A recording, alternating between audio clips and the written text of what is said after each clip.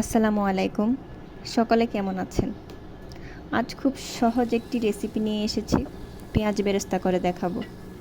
সহজ এবং খুব সিম্পল একটা রেসিপি, কিন্তু সামান্য ভুলের কারণে পারফেক্টলি আমাদের পেঁয়াজ বেরেস্তাগুলো ক্রিস্পি হয় না। পেঁয়াজগুলোকে খুব চিকন চিকন করে কাটতে হবে। তেল বেশিও দেওয়া যাবে না, আবার কমও দেওয়া যাবে না। তেলের পরিমাণটা অবশ্যই বুঝে দিতে হবে। অনেকে মনে করেন পেঁয়াজ বেরেস্তা করতে 1 পাতিল তেল লাগবে। আসলে তা নয়। পেঁয়াজ বেরেস্তা কতটা সুন্দর হচ্ছে তা নির্ভর করছে আপনার চুলার আঁচের উপর।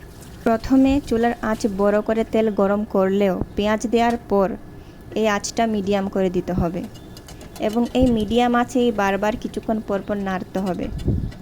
নাড়তে নাড়তে এক সময় শেষের দিকে যখন গোল্ডেন ব্রাউন হয়ে আসবে, তখন আপনি চুলাটা বন্ধ করে দিবেন, এবং সেই বন্ধ চুলার ভেতরই পেঁয়াজগুলো নাড়তে থাকবেন। দেখবেন যে কয়টি লাল বর্ণ ধারণ করেনি সেগুলো খুব মচমচে এবং লাল বর্ণ ধারণ করে ফেলবে।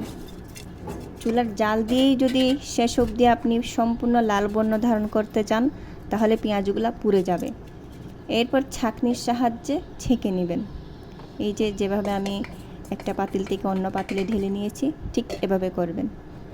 ভালোভাবে তেল জড়ে গেলে দেখবেন খুব ক্রিস্পিভাবে আপনার পেঁয়াজ বেরেস্তা রেডি হয়ে গিয়েছে।